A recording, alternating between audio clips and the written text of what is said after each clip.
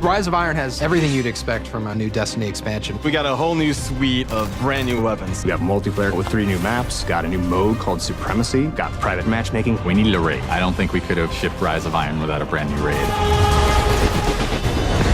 Tons of new armor, tons of new gear. There's a story campaign with characters and cinematics. New public events, new patrols, and new secrets to uncover.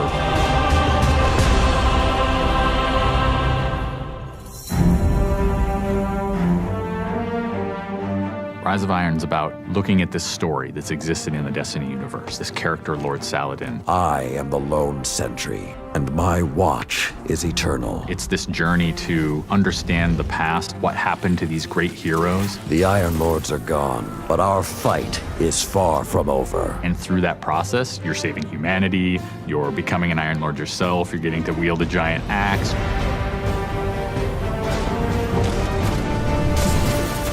The idea of playing through a blizzard is something that we've never tried, and you're going to see that in Fellwinter Peak. Fellwinter Peak is very interesting because we've never had the player fighting through a social space before. When you walk in there for the first time and the fire's lit and it's just casting glow up onto these 8 heroes, you've been holding their weapons for 2 years. When we can take those elements of Destiny and put them all together into one coherent moment, I think is awesome.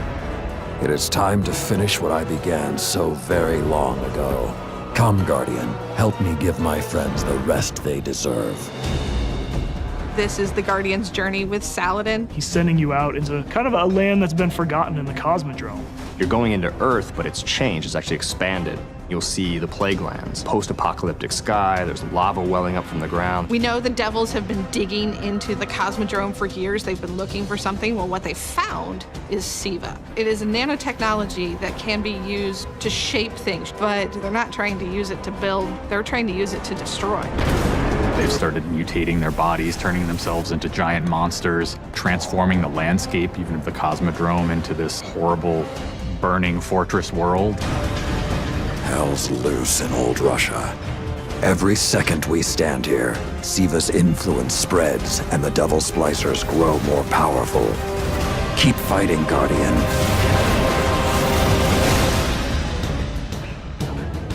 After the campaign finishes, you have patrols that really tell the story of this continued infestation in the land. And we have a new strike that shows just what the Fallen are doing with the SIVA. It's this spooky place called the Wretched Eye. There's this really neat boss encounter. A fallen captain has plucked an eye out of an ogre, affixed it to his weapon, and he's using that to sort of tase you out of your rat hole while this blind ogre just walks around trying to crush you. We also have a few reprise strikes that we're bringing back for players.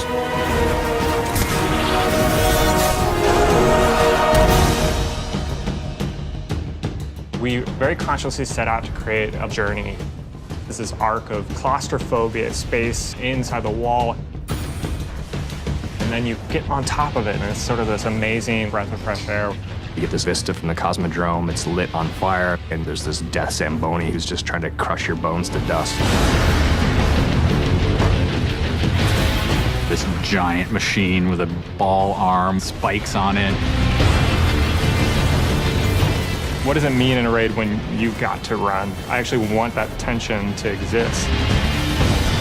There's something really emotionally powerful about going on a journey, reaching to the top of the mountain, and then crashing back down, confined once again.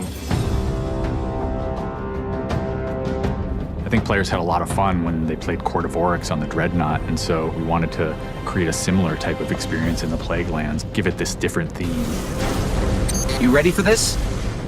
Almost Thunderdome, Mad Max kind of feel, where you jump into the ring and the walls get closed off and then it's just fallen start pouring out. Here they come. And you get a giant flaming axe and you just start beating the crap out of guys.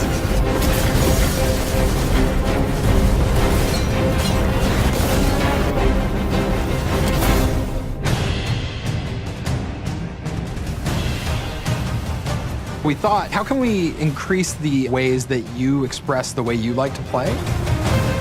And what we came up with was putting different talents on the artifacts. The artifacts are these relics of the fallen Iron Lords. So you'll quest to earn one of those, and then your last step of that is taking that artifact to the statue of the fallen Iron Lord, fully empowering that for you to use as a player. Whether it's negating all the dot damage in the Crucible, or whether it's infinite sprint, or turning Fallen onto your side. Which is really, really cool, by the way. The artifacts that Tyra offers change every week. So there will always be something new and exciting for players following the campaign.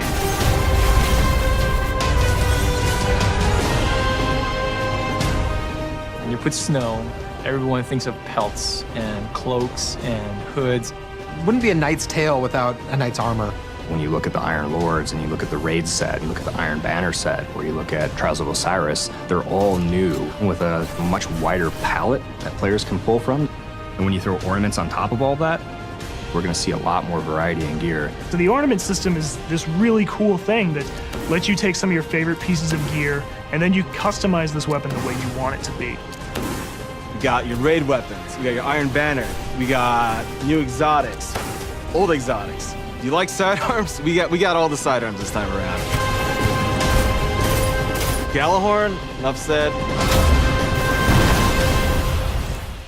Coming to the Crucible and Rise of Iron is a new game type called Supremacy. Defeat your enemy, claim their crest. It's a fast-paced 6v6 game mode where every kill you get, Guardian drops a crest.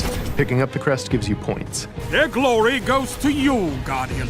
It's a constant battle over picking up crests and making sure that you're with your team and not out of position. If you pick up an enemy crest, you deny the enemy those points. Excellent recovery. We have new maps. We always have new maps. There's Last Exit, lots of twists and turns, lots of really good close combat. Then there's Skyline, a Clovis Bray headquarters building on Mars. It's a symmetrical, large map. The last one is Floating Gardens, which is an open map. One thing we're really excited about in Rise of Iron is the introduction of private matches. Can't wait to see what people are going to do. They're going to go fire up whatever match they want, play with their friends, host tournaments, have fun arcadey games. They don't have to worry about our matchmaking stuff. They can do it all themselves.